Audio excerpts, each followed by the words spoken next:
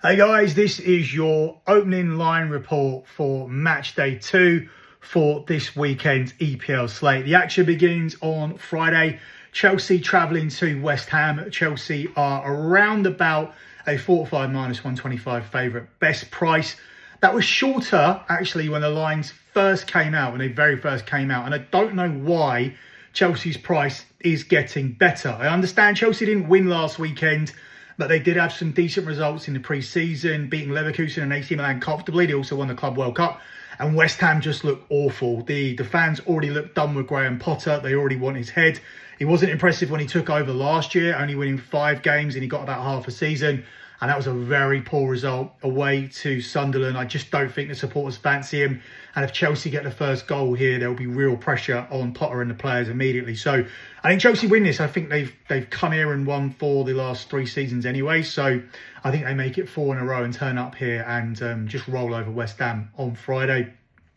The early game on Saturday is Tottenham travelling to Man City, where City are around about 1-2 minus 200 to win a game that they got destroyed in last season. Tottenham came here to City and won 4-0.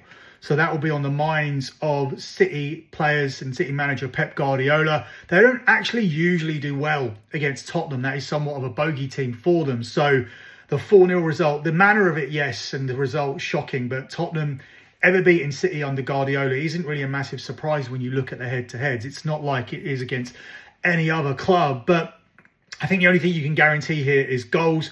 Man City will make their contribution. Tottenham's clean sheet against Burnley was against Burnley. That's ultimately what you expect. But this is a massive step up, obviously. City did give Wolves chances early on in that game. Wolves didn't take them. And I think Tottenham could be more clinical. So I think both teams contribute to get us to 4 goals. The over 3 is more juicy than the 3.25, which is more your 50-50 line. But I'm willing to take the over 3 and lay that juice at around about minus 125. Bournemouth at home to Wolves.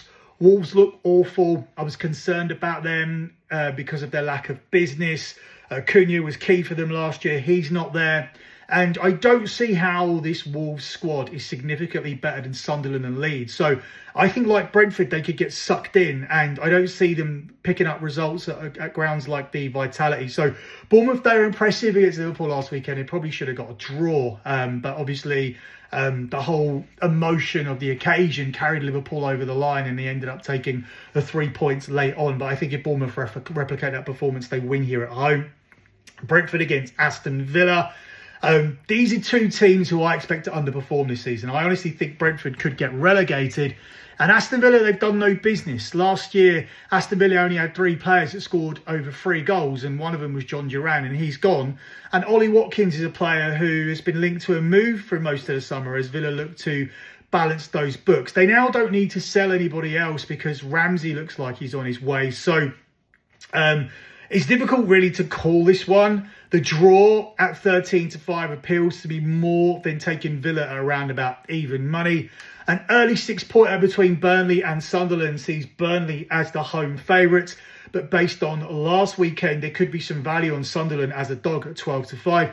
You can also take Sunderland in the double chance market at 4-6 minus 150 just to come to turf more and not lose this game. Arsenal are at home to Leeds, where they are around about a 1-3 favourite. That's the best price available at the moment. I definitely consider Arsenal to be a parlay piece. But throughout this season, I'm looking to take Arsenal when they're at short prices with a clean sheet or even under 4.5 goals. I think that's going to be profitable.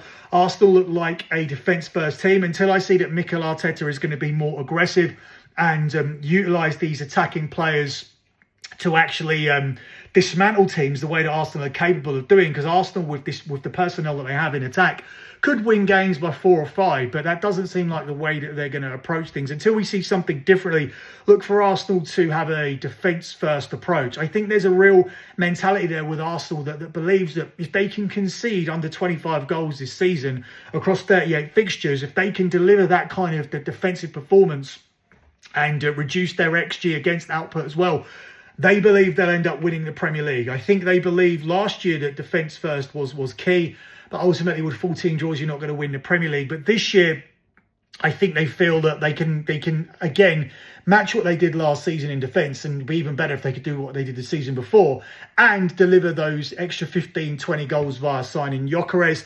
Arsenal actually had a perfect record last year against promoted teams, and they should be too strong for Leeds. They managed to shut down United, even though United had several chances to score in that game. Leeds have failed to score in all 6 of their losses last season, and that was in the Championship. So that's worth noting as well. Whilst I don't think that historical data really carries too much weight, it does when you have a lot of the same personnel and you're only looking at last season. And obviously at this early stage of the season, we don't really have too much data to really go on, as we are only looking at match day 2. Moving across to Sunday, we're looking at Crystal Palace against Nottingham Forest next. Palace losing Eze, possibly losing Gay. That's not going to be good for morale. This is also the first game where Palace are dealing with the dichotomy of having to play on Thursday and then playing on Sunday, because obviously they're now playing European football.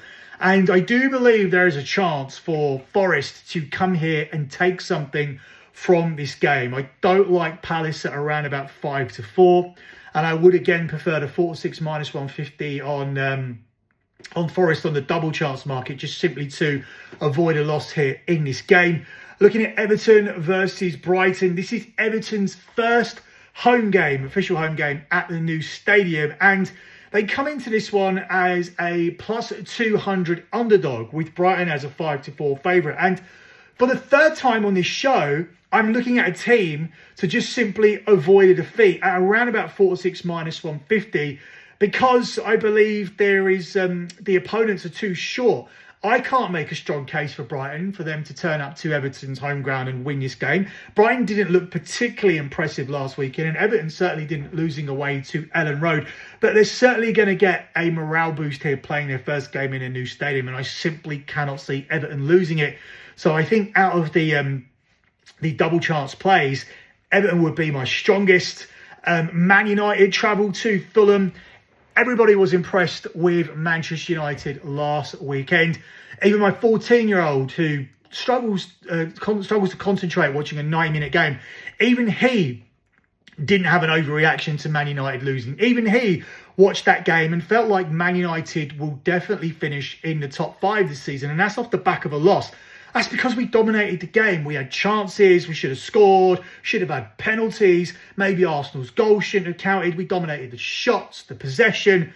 Good performance, as good as it gets when you lose. And I think United can build on that and win at Fulham. This is a ground we've actually interestingly won at 8 times in a row. And Fulham have lost 5 of the last 8 at home. And they've also lost the XG battle at home in 5 of the last 6. And I don't put too much weight into XG, but I definitely put more weight into everything I said before that. So, yeah, I think United come here and get their season back on track by winning this game. And obviously next week we play Burnley at home as well. So it's not unrealistic that United go into the break with 6 points, which would be a decent start to the season, getting that win against Fulham and picking up the win at home against Burnley. And the weekend finishes on Monday with Liverpool going to Newcastle as a even money favourite. Look, the emotions are going to be riding high here. Newcastle will absolutely be desperate not to lose this game after the Isak drama. They've already shown that they can contain Liverpool. They obviously won the Carabao Cup final. So Liverpool will be looking for revenge, and they'll be looking to build on their win last season. But for me, Liverpool look very vulnerable at the back. And when you're looking at Van Dijk now, at his age, having to cover that space because you've gone back to fullbacks that bomb forward. And I don't know how you've gone back to fullbacks that bomb forward, because last season the idea was to make Robertson and Trent more defensive minded. That seemed like what they were doing.